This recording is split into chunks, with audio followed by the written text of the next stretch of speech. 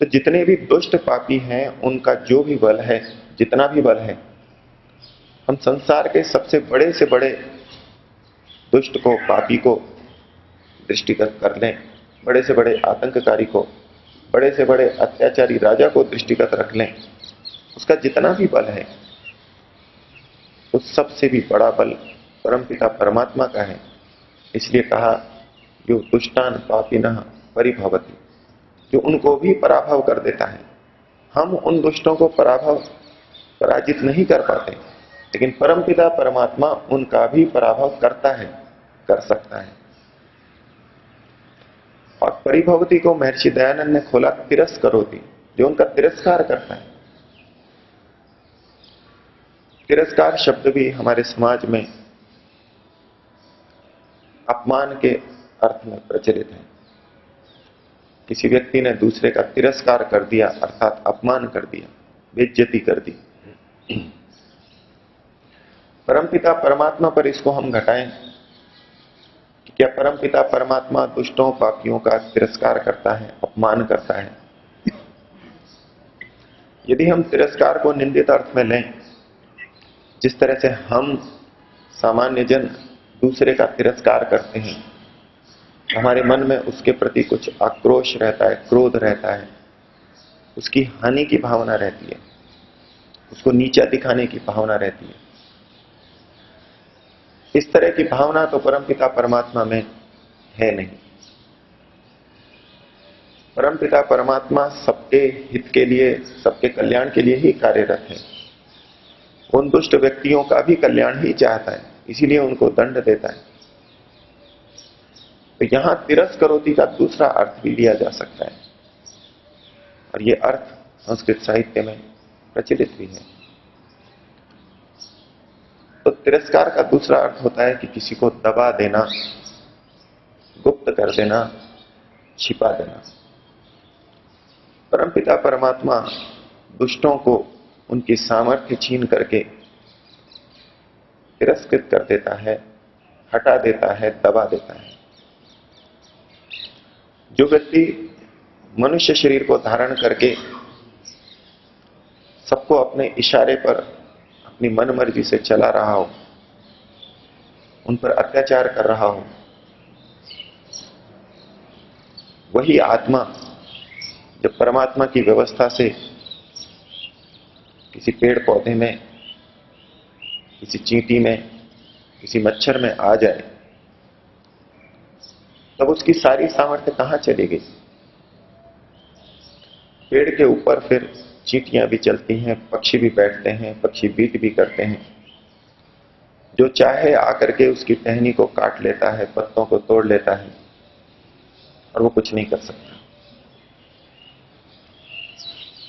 ये उनका तिरस्कार करना है, उनका पराभव कर देना है, उनको दबा देना है, छिपा देना है। जो आत्मा मनुष्य शरीर में इतना बढ़ चढ़ करके बोल रहा था, मनमाने निरंकुश ढंग से कार्य कर रहा था, अपने ऊपर उठाई हुई उंगली को काट देता था, वही आज किसी ऐसे जीवन में है, ऐसी योनि में है कि स्वयं के ऊपर कुछ भी करे वो उसका उत्तर नहीं दे सकता। तो परमात्मा दुष्टों का पराभव करता है, उनका तिरस्कार करता है।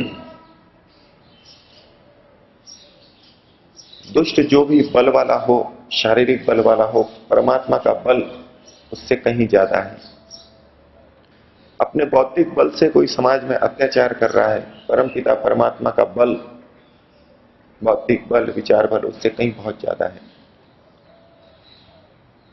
कोई व्यक्ति अपनी चतुराई से समाज को ठग रहा हो, परमपिता परमात्मा की चतुराई उससे कहीं अनंत गुना ज्यादा है। तो परमात्मा इनको पराजित करता है, तिरस्कार करता है। आचार्य शंकर ने कहा था, परिभू अर्थात जो सबके ऊपर विद्यमान है। महर्षि दयानंद ने कहा, जो सब दुष्टों का तिरस्कार करता है। ये दोनों तात्पर्य एक जगह आकर के मिलते हैं। महर्षि दयानंद ने प्रजापते नत्वदेता इस मंत्र के अर्थ में कहा, हे सब जगत के स्वामी परमात्मन। सब जगत के स्वामी ये संबोधन करते हुए बोल रहे हैं, हे सब जगत के स्वामी परमात्मन, आपसे भिन्न दूसरा कोई उन इन सब उत्पन्न हुए जड़ चेतनादिकों को तिरस्कार नहीं करता। जितने भी जड़ और चेतन हैं, आपसे भिन्न कोई नहीं है जो इन सब का तिरस्कार कर दे। और इस तिरस्कार शब्द को आगे क्या खोल रहे हैं वो, अर्थात आप सर्वोपरि हैं। हे सब जगत के स्वामी परमात्मन, आपसे भिन्न दूसरा कोई उन इन सब उत्पन्न हुए जड़ चेतनादिकों का तिरस्कार नहीं करता, अर्थात आप सर्वोपरि हैं। तो ये तिरस्कार करना अर्थ स्वामी जी खोल रहे हैं, आप सर्वोपरि हैं। और यही बात परिभू शब्द में आचार्य शंकर ने कही, ये सबसे ऊपर है। और महर्षि दयानंद लिखते हैं, परमात्मा दुष्टों का तिरस्कार करता है।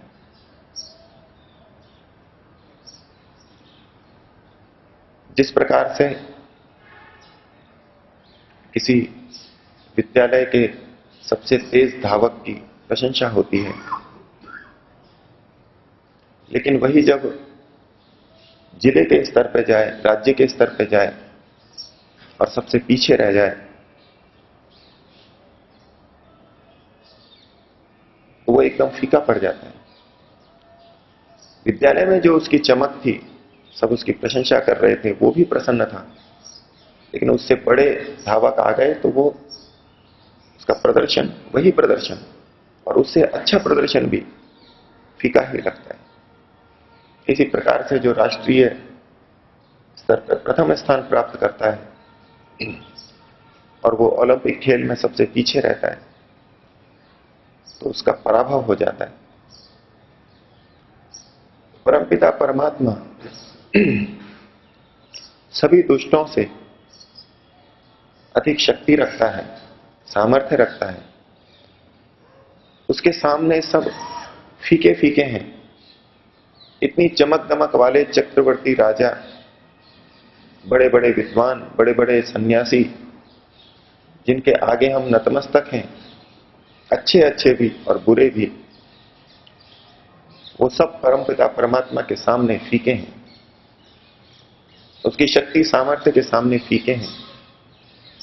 परमात्मा सर्वोपरि है, इन सबसे ऊपर है।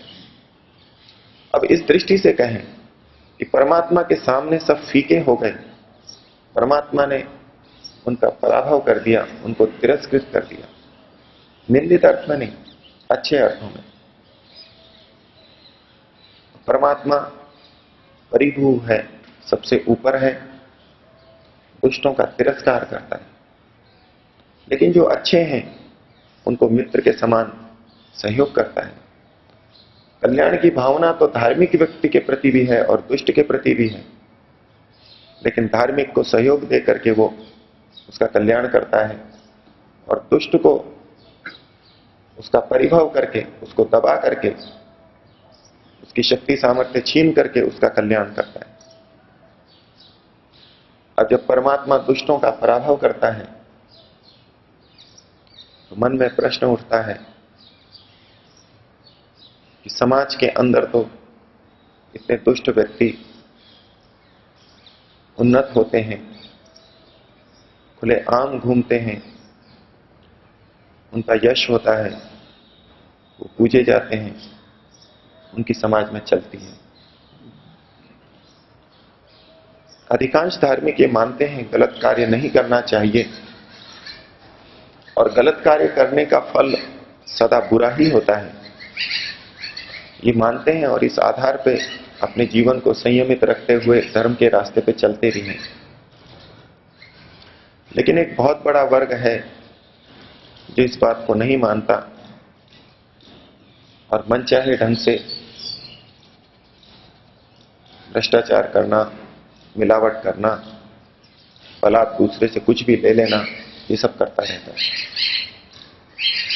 और इससे उनको धन भी मिल जाता है, यश भी मिलता है, उनकी बात मानी जाती है और वो बड़े प्रसन्न होते हैं। और जो धार्मिक व्यक्ति मन में धर्म के भाव को लेकर के ठीक रास्ते पे चल रहा था, वो इनको देख देख करके बार बार आशंकित होता है।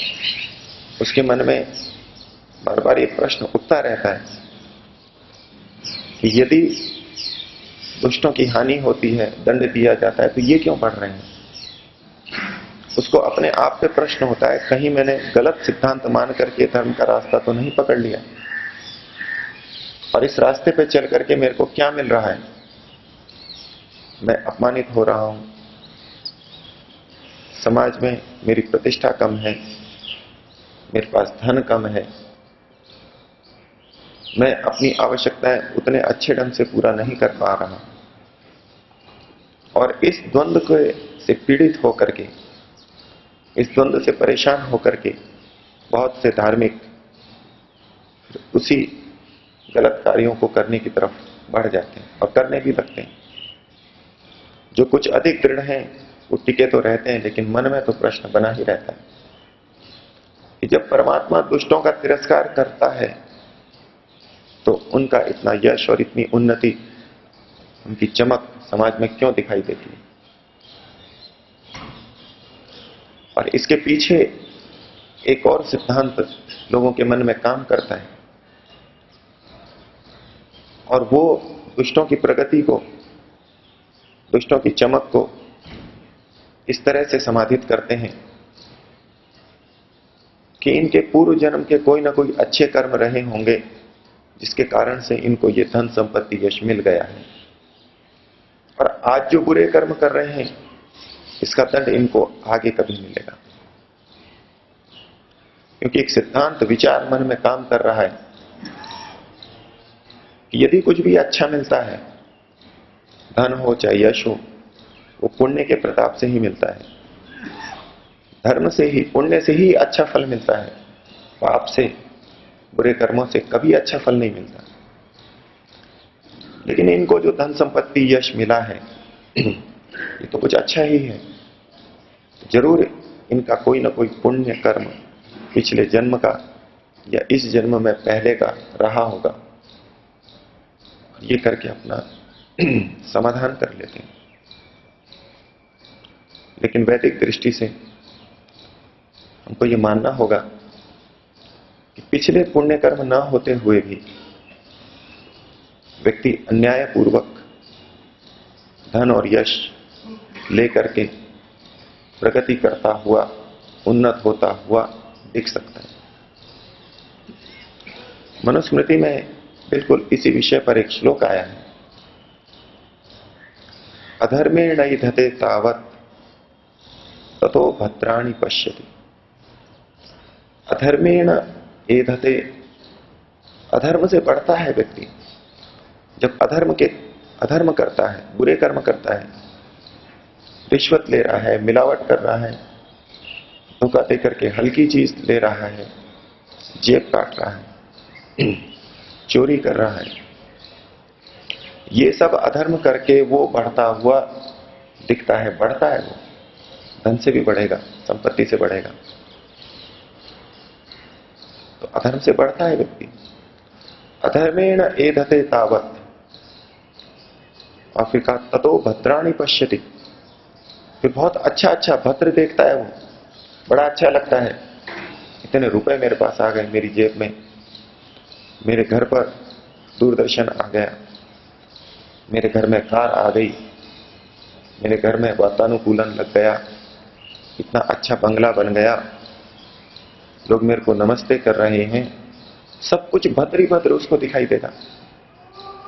अधर्म से बढ़ेगा और बढ़ करके उसको अच्छा अच्छा दिखाई देगा, लोगों को भी लगेगा, और हो रहा है ऐसा ही। तो ऋषि का वचन है, अधर्मेण एधते तावत् ततो भद्राणि पश्यति। लोग उसको पूछेंगे भी, बुलाएंगे भी, सब कुछ अच्छा अच्छा लगेगा। नकली दवाइयां दे दे करके करोड़ों रुपए कमा लिए, बहुत अच्छा लग रहा है, और लोक में प्रसिद्धि भी ये हो रही है कि ये दवाइयां बनाते हैं, लोगों का इलाज करते हैं, बीमारियां दूर करते हैं। बड़ा अच्छा परोपकार का कार्य है। लेकिन मनु अगली पंक्ति में कहते हैं, अधर्मेण एधते तावत ततो भद्राणि पश्यति। फिर और कहा, ततः सपत्नान जयति। अपने शत्रुओं को भी वो जीत लेता है, उसकी प्रसिद्धि इतनी होती है। और जब उसके पास धन का बल आ गया, उसकी पहुंच राजाओं तक हो गई, अधिकारियों तक हो गई, अपने धन के बल पर, यश के बल पर, तो अपने शत्रुओं का नाश करने लगता है वो। जो कोई उसके विरोध में आता है उसको दबा देता है, उसको अपने रास्ते से हटा देता है, उसको मार देता है। तथा सपत्नान जयति, ये और उसकी वृद्धि हो जाती है। और जब अपने शत्रुओं को, विरोधियों को हटाता है, कौन है उसके विरोधी? जो उसके गलत कार्यों को रोकते हैं, अर्थात अच्छे व्यक्ति, उनको हटा देता है वो, उन पर अन्याय करता है, यहां तक भी वो बढ़ जाता है। और ऐसा आज भी हो रहा है और पहले भी होता होगा। ऋषि ने भी वहां देखा तो श्लोक बनाया, तो तथा सपत्नान जयति। लेकिन फिर परिणाम क्या है, वो अंत में कहा, समूलम तु विनश्यति। इतना सब बढ़ करके भी, इतना सब अच्छा अच्छा अनुभव करते हुए भी, शत्रुओं को जीतते हुए भी, अंत में वो समूल नष्ट हो जाता है, समूल नष्ट हो जाता है। ये अधर्म का परिणाम है। तो ये जो हम समाधान मान करके चल लेते हैं कि आज जो अधर्म के कारण से बढ़ रहे हैं, अन्याय से बढ़ रहे हैं, ये इनके किसी पिछले शुभ कर्मों का फल है, नहीं। आज के बुरे कर्मों से भी ये अच्छे परिणाम आते हुए दिख सकते हैं, लेकिन अंतिम परिणाम उसका समूलोच्छेद होने वाला है। ये ईश्वरीय व्यवस्था से होता है। इस जन्म में भी हो सकता है और अगले जन्म में भी हो सकता है। तो ये जो समूल नाश करता है, ये परमपिता परमात्मा दुष्टों का तिरस्कार करता है, उनका पराभव करता है, और वो परिभू है, सबसे ऊपर है।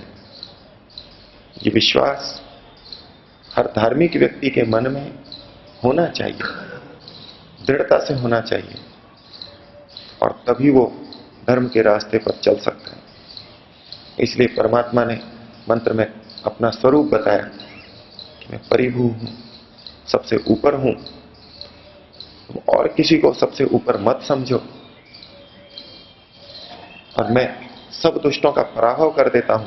तुम निश्चिंत रहो, अपने रास्ते पर, ठीक मार्ग पर बिना डिगे चलते रहो। हम परमात्मा के परिभू स्वरूप को मन में रख सकें और अपने ठीक रास्ते पर चल सकें, ऐसी भावना, ऐसी प्रार्थना करेंगे। 3 बार ओम का उच्चारण।